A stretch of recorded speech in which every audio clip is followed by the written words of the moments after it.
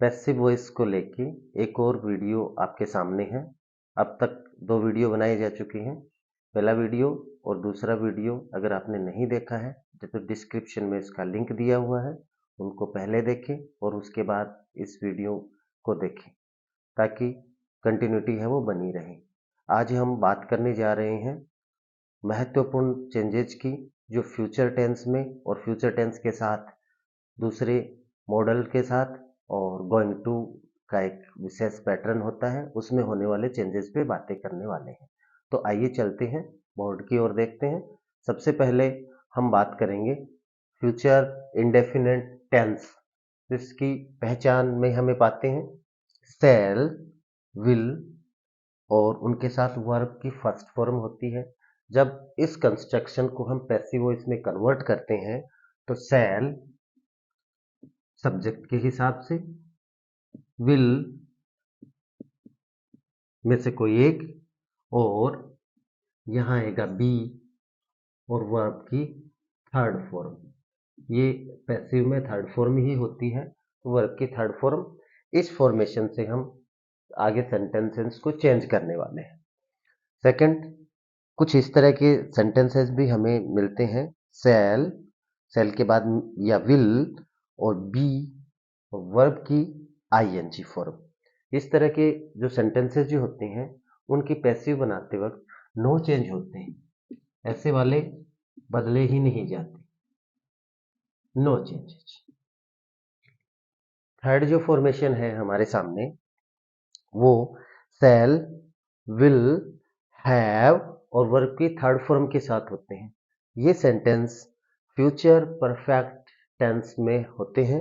इनको जब हम पैसिव में बदलते हैं तो शैल सब्जेक्ट के अनुसार या विल इनमें से कोई एक, हैव साथ में ही रहता है और बीन, यहाँ बीन आता है और प्लस वर्ब की थर्ड फॉर्म आती है।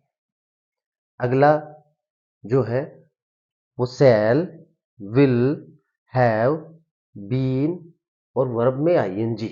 ये फ्यूचर परफेक्ट कंटिन्यूअस टेंस के स्ट्रक्चर है। इस स्ट्रक्चर को जब हम पैसिव में बदलते हैं तो इसमें कोई चेंज नहीं होता, no changes.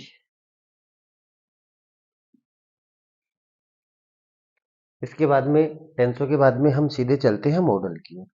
Modern auxiliary verbs plus V1 के जो सेंटेंस मिलते हैं इस स्ट्रक्चर के जो मिलते हैं, उनको जब हम पैसिव में कन्वर्ट करते हैं तो modal verb as it is, इनके बाद बी और वर्ब की फॉर्म हो जाएगी थर्ड फॉर्म में होते हैं। मॉडल के बाद में गोइंग टू के स्ट्रक्चर हमें देखने को मिलते हैं। गोइंग टू में गोइंग टू के बाद में बी और वर्ब की फर्स्ट फॉर्म है वो बदल जाएगी वर्ब की थर्ड फॉर्म में। इन स्ट्रक्चर के साथ में हम पैसिव की ओर रुझान करते हैं। एक बार जो वर्ब में होने वाले इंपॉर्टेंट चेंजेज है उनको फिर से देख लेते हैं। शैल या विल के साथ में वर्ब की फर्स्ट फॉर्म हो तो शैल और विल बी एडिटिव हो जाएगा, बी इसमें आ जाएगा और वर्ब की जो फर्स्ट फॉर्म है वो वर्ब की थर्ड फॉर्म में कन्वर्ट हो जाएगी। सेकंड वाले शैल, विल, बी और वर्ब में आईएनजी हो तो इस तरह के स्ट्रक्चर है वो पैसिव में नो चेंजेज में आते हैं। थर्ड, शैल, विल के साथ में हैव और हैव के साथ वर्ब की थर्ड फॉर्म है तो शैल, विल, हैव, बीन आ जाएगा एडिटिव और वर्ब की third form as it is रहती है बिना किसी बदलाव के। तो पैसिव में भी थर्ड फॉर्म होती है और यहाँ हैव वो थर्ड फॉर्म है वो कैरी करता है। फोर्थ में शैल, विल, हैव, बीन और बीन के बाद में वर्ब में आईएनजी है तो इस तरह के स्ट्रक्चर में कोई चेंज नहीं आता है। फिफ्थ, मॉडल वर्ब के साथ में वर्ब की फर्स्ट फॉर्म जब हमारे सामने होती है तो मॉडल वर्ब प्लस उसमें बी आ जाता है और बी के बाद में वर्ब की थर्ड फॉर्म होती है अगला है गोइंग टू प्लस वर्ब की फर्स्ट फॉर्म वाला स्ट्रक्चर है। गोइंग टू के बाद में बी और बी के बाद में वर्ब में आईएनजी। वर्ब में हमने जो चेंजेस देखे हैं उसके बाद में कुछ इंपॉर्टेंट चेंजेस हमें देखने को मिलते हैं प्रोनाउंस में। एक्टिव में जो प्रोनाउन होते हैं आई पैसिव में कन्वर्ट हो जाता है मी। एक्टिव में जो प्रोनाउन है वी वो हो जाता है कन्वर्ट अस। ऐसे ही यू में ही रहता है।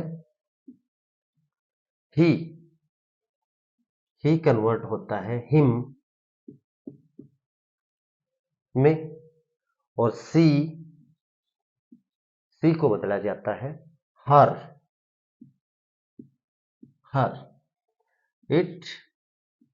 इट में ही रहता है।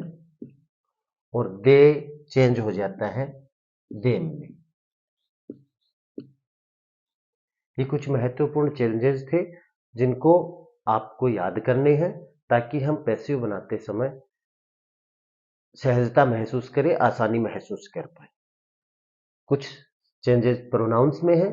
इसके साथ में हमने वर्ब्स में जो चेंजेस देखे हैं वीडियो 1, वीडियो 2 और वीडियो 3 में, तो इनको आप एक बार फिर से देख लें।